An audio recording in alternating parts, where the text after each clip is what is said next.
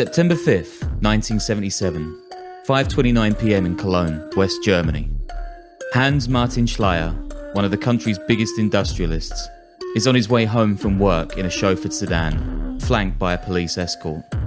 Suddenly, a stroller veers into the street. Schleyer's car swerves to miss it. The police car slams into its back.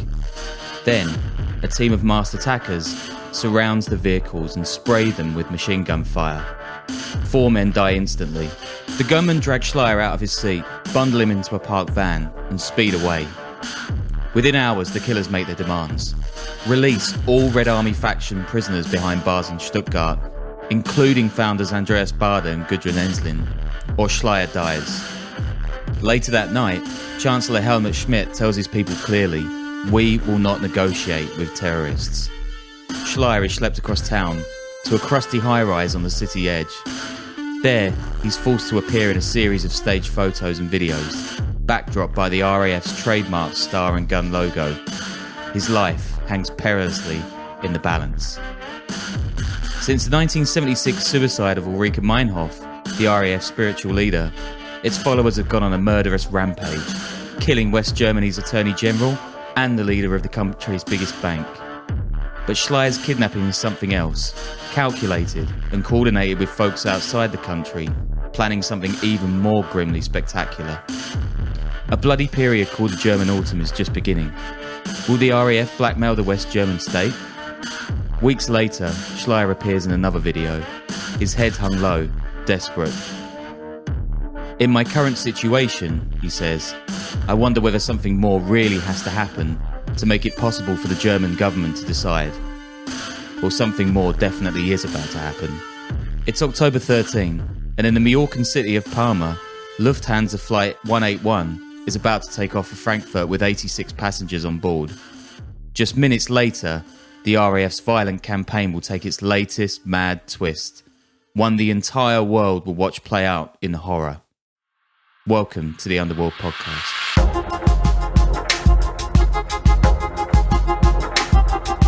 Hi guys, welcome to a new episode of the show that tells you all about how to life hack your way to a holiday in Somalia. I'm your host, Sean Williams, and as always, I'm joined by my man, Danny Gold, for the long-awaited second part of our deep dive into the Red Army faction, or the Baader Meinhof Gang. Last time we got into the fallout from the Second World War, acid-soaked communards, army-based bombings, and getting dirty in Jordanian terror barracks. Well, this week it's about to get even crazier, but before that, some housekeeping. The Patreon, as always, I was just speaking to our guy, Hugo Carmen, on Swedish gangs. I think we're putting that up today as we're recording this. We've got loads more stuff coming, right, Danny? Yeah, I think I'm going to talk to some folks, some experts on the heroin and opium industry in Afghanistan. Cool. All that good stuff. Patreon.com/The Underworld Podcast. You know, you can give us $3, $5 a month, stuff like that, get bonus episodes, and keep us going so that we can keep making these. Yeah. Just keep rating us on all the mediums, guys, as well. Like, podcast discovery is absolutely screwed, as anyone knows. So any leg up we can get, that'd be awesome. Keep climbing up those charts. Yeah. Is there anything else that we should be mentioning right now? I have a recommendation for a show. I'm watching The Defeated on Netflix, which is about the immediate post-war Berlin and kind of deals with some of the topics we've talked about. Oh, damn. Part one of this and this one. I mean, it's like, bro, all the ingredients are there for it to be great. I mean, it's still worth watching, but it's not as good as like something that would have been based on Naples 44, you know, that's sort of just immediate post-war, even though I guess the war was still going on. But you know what I'm saying? Like the occupation of these countries after they were defeated. It's just, you know, all sorts of criminal banditry and just savagery. And it's really, it's interesting. It's on brand, for sure. Yeah, it is. It's definitely on brand. So where were we? Oh, yeah, complete chaos. The Red Army faction, or the Baader Meinhof Gang, whatever you want to call them, they grew out of the Berlin Commune movement, and they really got a break, I guess, when one of these leftist supporters was gunned down during a visit by the Shah of Iran. And that really just sent the ball tumbling on a bunch of high-level arson, bombing attacks, and then they kind of took it up a notch and started bombing US Army bases, killing people. They even besieged a West German embassy in Sweden. And then they went on trial, and then they went to prison in a special built place at Stammheim near Stuttgart. One of their leaders, Ulrike Meinhof, she's dead. And by this point, the other founders are locked up. And these guys, they really wanted to take down the system. They believed in Marxist, anarchist ideology. They really wanted to tear down the German system they thought hadn't cleaned up house since the Nazi times. And they had a point. There were loads of Nazis in high-level positions all over the country, and they really wanted to tear that all down. And they didn't think that Germany was kind of recognizing its role in the world and the horrible things that it had done. Come 1977, Ulrike Meinhof, she's been dead for several months. And the founders, they're actually locked up behind bars in Stammheim, this place near Stuttgart. And there's a new generation of RAF terrorists now, though. And they're about to go global. Schleyer, the guy we mentioned at the top of the show, he's hidden away in a crappy council estate. And his captors say they're going to kill him if the German state doesn't release the founders. And there's a plane taking off in Mallorca that's got some unexpected cargo. And first, it's probably a good idea to explain who Hans Martin Schleyer actually is and why his kidnapping is so important. His name just sounds important, and the title, like industrialist. I don't think that exists anymore, but it conveys importance. It's like robber baron stuff, right? Yeah. Schleyer is head of the Federation of German Industries, which is a pressure group, but he's way more than that. Pressure group is like lobbyists? Like lobbyists, yeah. Born in 1915, Schleyer grew up an enthusiastic member of the Hitler Youth, and he was an SS officer during the war. Yeah, so not exactly the sympathetic business guy, huh? Not at all. And remember what we're saying about this failure to root out Nazis in post-war West Germany? This guy is the perfect example, and he's even known as a fierce critic of student movements, labour disputes, and yeah, of course, communism. And he appears on TV as a firebrand right-winger. I mean, the guy's literally a card-carrying Nazi, and folks are just like, yeah, we'll have him at the top of the game. I mean, come on, guys. And like we went over in the last episode, the RAF has already killed an Attorney General. And in July 30, 1977, just before the Schleyer attack, 3 members had walked into the Frankfurt home of Jürgen Ponto, head of the Dresdner Bank, and shot him in his living room. Apparently, they'd been trying to hold him hostage, but when he said, quote, "You're truly insane," one of the 3 shot him before a second just goes to town, shoots him half a dozen times, and leaves him to bleed out on the floor. It's kind of an amateur move, right? To go through all that work to kidnap an important official and then just shoot him because he is mean to you. The whole thing is clown show for a lot of it as well. The 2 shooters actually from that killing, they're arrested, but the third, a woman who actually knew Ponto and got them buzzed into his home, she flees over to communist East Germany, where she's sheltered by its secret police for almost a decade, which is crazy. And over 300 finance workers marched through Frankfurt after that killing. So by the time of Schleyer's kidnapping, West Germany is kind of spiraling out of control over all this terror. Folks are being rounded up by cops, armoured cars patrol the streets, academics are being denounced as enemies of the state, and young people are protesting this evil they see at the heart of German society. Their parents failing to take responsibility for the Holocaust, pretending Germany just kind of sleptwalked into all that horror. And when is this? This is the late 70s? Yeah, this is 77. This is the start of the German autumn. And you've got politicians at this time, I mean, especially down in the super rich south, Bavaria, Munich, that kind of area. They're saying that the RAF's lawyers have been handing them guns, radios, and all kinds of things in Stammheim prison. Others want a formal denunciation of the group or risk being blackmailed from jobs, which is kind of pretty extreme police state stuff. Politicians call for a raft of new anti-terror laws, and they're going to severely restrict the rights of all Germans. Says British journalist Jonathan Dimbleby at the time, quote, "There is an unspoken thing. Unambiguously for the state, then you're against it. And enemies don't deserve civil rights." So things are getting wild. And then on October 13, all hell breaks loose. Dale, let's have an aviation-based soundscape. Bro, just say airplane sounds. What is aviation-based soundscape? I reckon Dale is going to do something pretty fancy. I'm just teeing it up. Remember that Lufthansa jet that I mentioned? Well, there's a group of beauty queens getting on it from a pageant, and they're running late, like really late. Because of this, the airport lets them get onto the tarmac without going through security at all. And one of them noticed a guy she's never seen before, and he slips by too. Pro tip, if there's some guy sneaking past security with a crowd of women he doesn't know, probably give him a pat down, even if he's just some weird creep. Yeah, it's a bit much for airports, but for like douchey nightclubs, it's kind of a power move. Well, this guy, he actually turns out to be a 23-year-old Palestinian named Zahir Yusuf Akache, and he's got 3 accomplices on the plane, 2 women and a man, and they're all members of the Popular Front for the Liberation of Palestine, the PFLP, which is a secular Marxist terror cell. Now, PFLP, these guys formed in the ashes of the Six-Day War, and they've got a lot of previous with planes and airports. And in fact, also palling up with leftist revolutionaries around the world. In 1972, the PFLP teamed up with Japan's Red Army and massacred 26 people at Lod Airport in Tel Aviv, carrying weapons in violin cases and opening fire on arrival in Israel. Interestingly, in 2010, an Israeli group wins a case against the North Korean state for financing that attack. Obviously, North Korea doesn't respond, but still, pretty crazy. And why Israel? Well, apart from the obvious, this is a really great bit by the historian Jeffrey Herf. Quote, "For the West Berlin Tupamaros," they're the Uruguayan guys, right? "A focus on the Nazi past and the fate of the Jews was an expression of neurosis, a kind of guilt complex that stood in the way of psychic health and clear thinking. The Israelis were the new Nazis, and the Palestinians anti-fascist heroes. This line of reasoning lifted the burden of the Nazi past from its advocates and opened the way for West German radicals to attack Israelis and Jews with a clear conscience." Jesus. Yeah, that is wrong. Anyway, back to the jets. Do you know that the first plane hijacking was actually in 1931 in Peru? This is a pub quiz moment. When an American guy called Byron Richards, he was surrounded by revolutionaries and captured for 2 weeks. Anyway, by the 1970s, hijackings are old hat. I mean, it's pretty crazy how they just go nuts in that decade. Something must have happened. Anyone with any ideas, send us a message, theunderworldpodcast@gmail.com.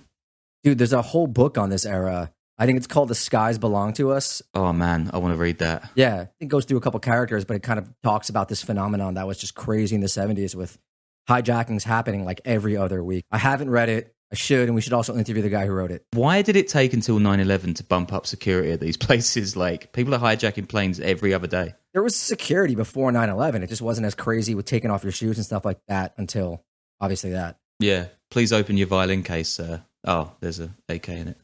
Actually, in other hijacking news, I particularly enjoyed reading about this Ethiopian guy. He hijacked a jet to New York in 1993 and appealed his conviction because, quote, "I was forced to hijack the plane and I hijacked it politely," which, you know, it's probably worth a try, but I don't think it worked. Even the previous year before Lufthansa 181, in 1976, the PFLP and another German terror group called the Revolutionary Cells, they'd hooked up to hijack an Air France jet full of mostly Israelis and grounded it in Entebbe, Uganda, whose dictator Idi Amin supported them. Now, our listeners have probably heard of this thing, but the ensuing Israeli military operation was led by Benjamin Netanyahu's brother, Jonathan. It saved 102 of 106 hostages and killed 45 Ugandan servicemen. Insane. I think it's said to be one of the most successful counter-terror raids of like all time, like still studied by special forces and SWAT teams and all stuff like that. And a couple of solid movies about it too. Yeah, there's one with Daniel Brawl that I saw. It was pretty good, like a Netflix movie or something. And then Amin actually retaliates by slaughtering 245 Kenyans living in Uganda because Kenya is West Allied. I mean, Cold War, man. It's just awful. You think this failed attack deters the PFLP? Not a chance. And 45 minutes into the Lufthansa flight, Akache draws a gun and he rushes the cockpit, forcing out the captain. He pushes all the passengers to the back of the plane and the terrorists seal off the front, which is one way of getting a first-class upgrade, I suppose. First, terrible joke. Thank you. Second, if you hijack a plane like full of beauty queens, right? That's like the ultimate tabloid story. Like the New York Post would have dedicated an entire week's worth of issues to it. It probably did, yeah. The PFLP, right, it radios its demands. The release of the 11 RAF members from Stuttgart, plus 2 Palestinian militants in 3 days. Oh, and of course some cash, 15 mil. No helicopter though, no escape route. Not sure they'd really thought it through, to be honest. Back in Cologne, the guys who have Schleyer, they say they're going to kill him unless the hijackers get what they want. So the German government plays this canny game. It tells the RAF prisoners they'll be released and gets them to write down a list of destination countries on a piece of paper. Because the Germans know that these guys are all communicating behind bars using little circuit boards and Morse code, they know that they all pick a couple of Gulf states. And then the German Secretary of State actually flies out to all these countries and gets assurances from the emirs that they won't take the terrorists in, which is pretty smart. Then the Germans send a crack team of commandos called a Grenzschutzgruppe 9, or GSG 9, on a jet to tail the Lufthansa flight. And these guys, they're hardcore. They're formed in the wake of the Munich Olympics killings, and they've even got an SAS guy with them too, just for fun. It just becomes this grueling trek across the world, getting moved on by governments too scared to deal with the hostages. Wait, what's happening? Like the terrorists are flying but not being given permission to disembark, and the commandos are just following them? Yeah, actually, that is exactly what's happening. So this guy, Kache, he's in the cockpit, and the two pilots are flying this plane around the world, and they're like, we're going to run out of fuel soon, we're going to run out. They have to touch down in different countries. So they go to Italy, Bahrain, Dubai, South Yemen, where Kache actually shoots the captain dead for taking too long to check landing gear. And then they finally get to Mogadishu, Somalia. So it's just this constant like cat and mouse thing where they keep trying to land and the governments are like, nah, we're not having you, move on. And actually, Yemen is really significant too, because the Yemeni intelligence back then was trained by the East Germans. And East Germany always knew where RAF terrorists were, hand in glove. Says an academic report I found, quote, the link between the RAF and the Arab Peninsula included weapons transfers, especially three international airports of Baghdad, Aden, and Damascus. It's also noteworthy in that regard since the airport security units were trained by the Stasi, which is accused of allowing RAF militants carry weapons freely through customs checkpoints. So remember that cop who shot the Berlin protester that kicked off this entire thing was a Stasi agent? Yeah, it's all connected to the East Germans. By the time the jet touches down in Mogadishu, it's October 17. The passengers are exhausted and the deadline's passed. Kache tells the tower they have until 3:30 a.m. the next morning to meet his demands. It's on. And that German state minister, he's out there in the tower already. And he says the RAF prisoners are on a flight there from Stuttgart and they'll be there in 7 hours. So there's a timer on this now.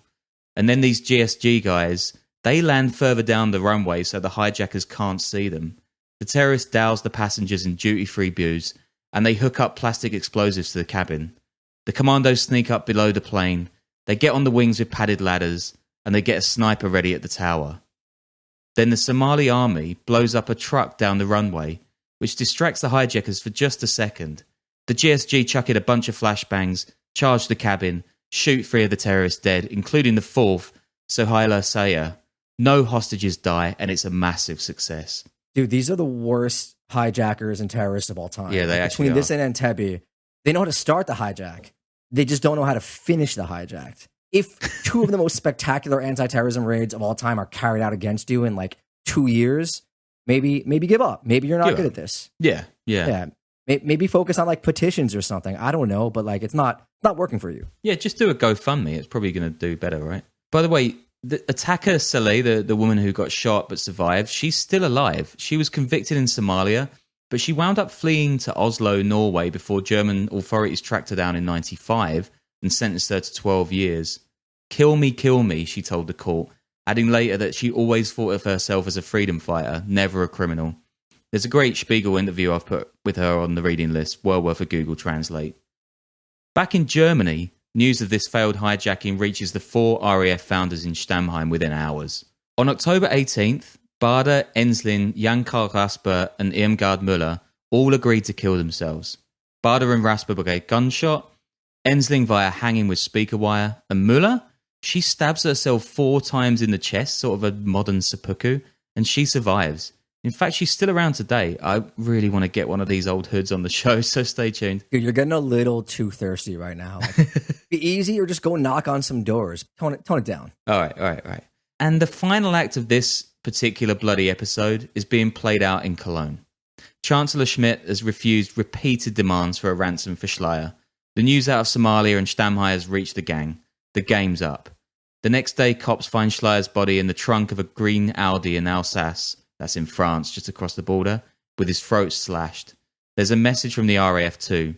They don't mourn Schleyer's death. Far from it. His, quote, miserable and corrupt existence was revenge for the deaths in Stuttgart and Somalia. I mean, the terrorist hijackers get murked, and so does the SS officer. So it's kind of like, we try to keep our politics out of this, but it kind of seems like a win-win from where I'm standing. Yeah, you make a good point, to be fair. And they continue in this letter, quote, We will never forget the blood shed by Schmidt and the imperialists who support him. The fight has only just begun. And, I mean, I feel this moment needs a bit of a page break. That's like this crazy act of this German autumn. So, like, how was your little holiday, Danny? I don't know. I've been enjoying cricket in England. Walking loads. Is that good? Yeah, it's great. All right, yeah. All right, let's get on to the final part of our Baader Meinhof adventure. With the freeing of the Lufthansa hostages and Schleyer's slaying, the German autumn is over. But the RAF lives on. There's massive controversy over the deaths of Baader and Vasper in particular. The two guys had shot themselves. The wounds themselves were both in the back of the neck, execution style, and their lawyers are saying it's not suicide. Says one of them, quote, "I can't imagine how pistols were gotten to prisoners that the West German government calls the most dangerous in the world in a maximum security prison supervised in an incredible way every day." Well, cops tell a Washington Post reporter on background that Baader had also fired his gun twice into the cell wall to make it look like a murder. Says Germany's interior minister, quote, "Some people will push their treachery so far as to make their own suicide look like an execution." And I mean, it's no jet fuel melting steel beams. But you can imagine pretty much no RAF sympathisers are going to believe their heroes aren't getting whacked by the government. And leftists riot across Europe for their fallen comrades, especially in France and Italy, where sympathy's really high. In December 1977, local media unearths a group in Gothenburg, Sweden, claiming to be the Red Army faction Sweden, which, according to a US official, finances itself by robbing post offices at gunpoint. It, quote, aims at the overthrow of Swedish society, which I know we're going to do an episode of gangs in Sweden really soon, and it's pretty mad what's going on there. But I can't help but feel like violently overthrowing Sweden just still sounds kind of quaint.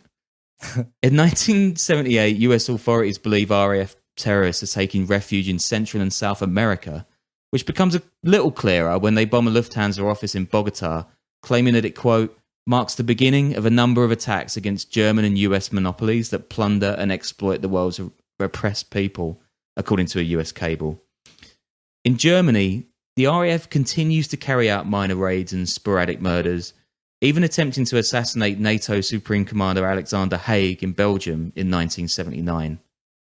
And it continues to rob and firebomb and do all of the stuff it had done before the German autumn. But a lot of the sting has just been taken out of the gang. And in fact, the events of 1977 do end up having some positive effects. Here's a quote by filmmaker Andreas Weil, whose movie If Not Us Who gets into Germany's post-war chaos. Quote, "Germany had to go through these events to come into its own. It became more democratic and made room for a new party, the Greens, and a newspaper, the Tats. Suddenly a sort of democratization movement arrived for the left side of the political spectrum, which has been good for the country as a whole. The political landscape changed. The possibility of having an influence on the political system, even from a left perspective, didn't exist before." And Weyer goes on, quote, "The idea that someone like Schleyer or some other functionary is now solely responsible, and that by controlling him, threatening him, or even killing him, the world has become a better place, this idea has been disproven. The battle for change no longer has a clear goal." So basically, most of these guys are realizing that slashing the throats of former Nazis is probably not the best way to get what you want. Still okay with that aspect of their methods. It really sounds like an Eli Roth film, doesn't it? And loads of later attacks by the RAF are basically pretty rubbish. There's failed shootings, botched robberies, bombs that don't go off. But they still do kill business leaders and army officials. In 1985, they murder a corporate fat cat called Ernst Zimmermann, and they set off a bomb at a US airbase, killing 2 Americans.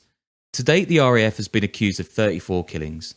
Few as high profile, though, as the one it did in 1991. Oh, wow. So they kept going, like, even into the 90s. I thought they pretty much disappeared after the early 80s, but they're, sticking it out. Even after, like, the collapse of the Berlin Wall. Yeah. Huh? Yeah. It's, I don't know. I think they probably should have given things up after that. It's a pretty big reminder that you're probably not on the path to getting that utopia you want. Anyway, in 1991, it's a year after the fall of East Germany. The Berlin Wall is rubble. The Soviet Union's collapsing. Communism is lost, by and large.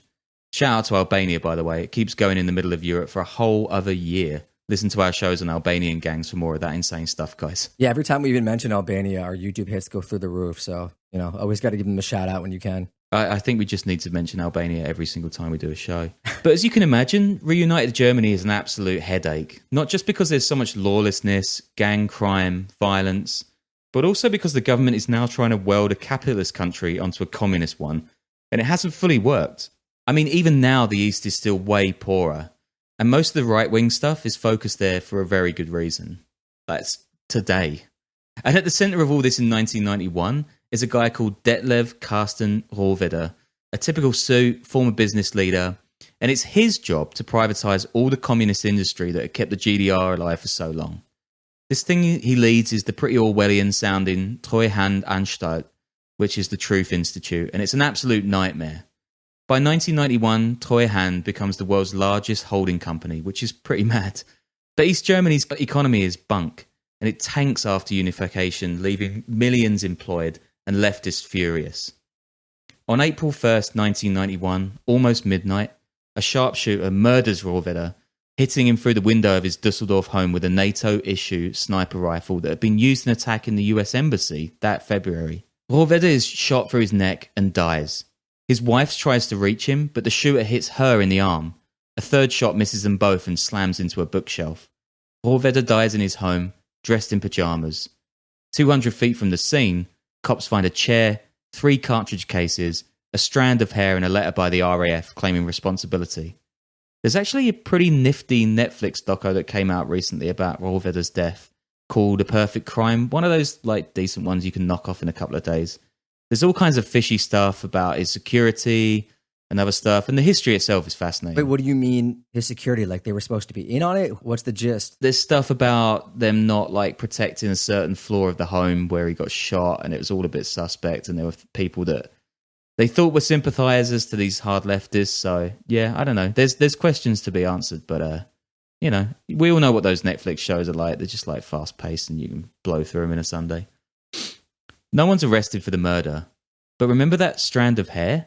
In 2001, cops' DNA match it to a guy called Wolfgang Grams, who's been dead since 1993 when he was shot up by the GSG-9. But what's also significant about Rohrwedder's death is how it exposed the RAF's deep ties with the Stasi, the feared East German secret police, even into the 90s when the GDR itself was dead. In fact, in 2018, the Handelsblatt, which is like Germany's Bloomberg, it interviewed Rohrwedder's widow, Hergard. Quote, "They claim the murder for themselves, but in previous attacks, the RAF never shot at the family of the victim. Never." She says Rohrwedder was about to find evidence of massive corruption by leading Stasi figures, and that's why they had him off. Quote, "Politicians who had something to do with the former GDR believe it was the Stasi who planned the assassination." So this is like leftover Stasi? Is it kind of like with Russia in the 90s where it was opening up and beset by crime and sort of well-connected KGB folks and other gangsters just claimed all the businesses? Like, is that what we're talking about? Yeah, a little bit of that. Yeah, it's just like showing how bent the whole system was during the communist years. And from what she says, some of the former leaders wanted him killed, and they had him killed. And this is really the last major attack for the RAF. Grams himself, the shooter or suspected shooter, he's killed in 93, and the group officially disbands in 98. I'm quoting from the original letter here in German, and my translation skills aren't great, but it says, quote, "The goals for which the fighters gave themselves are the goals of today and tomorrow, until all the conditions are overthrown, in which the human being is a belittled, servile, abandoned, and despised beast." Say what you think, guys. Jesus. Yeah. So yeah, I mean, officially that's the end of the Baader Meinhof Gang, the RAF, but actually it's kind of not. Firstly, remember in the last episode I told you about Horst Mahler, a former K1 communard in Berlin, come leftist militant for the RAF? No, I don't. So he was one of the guys who came out of that commune who was like doing some of the firebombing and stuff in the early years. Well, actually he ends up going full horseshoe and he joins the ultra-right MPD later on. That's I think it's the Nationalistisch Partei Deutschland. Is like basically way to the right of the alternative for Germany. Like they're super right. And he even gets put in jail for Holocaust denial. And he only got out of prison last year. And in case anyone's wondering what ties in the far left and right, yeah, it's good old anti-Semitism. The one great uniter for morons across the world. The truest thing. And the modern history of the RAF goes from the comical to the downright weird. There's the fact that the gang have enjoyed a bit of a cultural comeback in the last 15 years, thanks to the movie The Baader Meinhof Complex. Again, like I said in the last one, watch that. It's great. Also, Brian Eno, Marianne Faithfull, and the mighty Chumbawamba have written tunes about them, which I guess, given the fact they kept getting knocked down and getting back up, makes sense. Jesus. Dale, put some like studio audience applause in the background.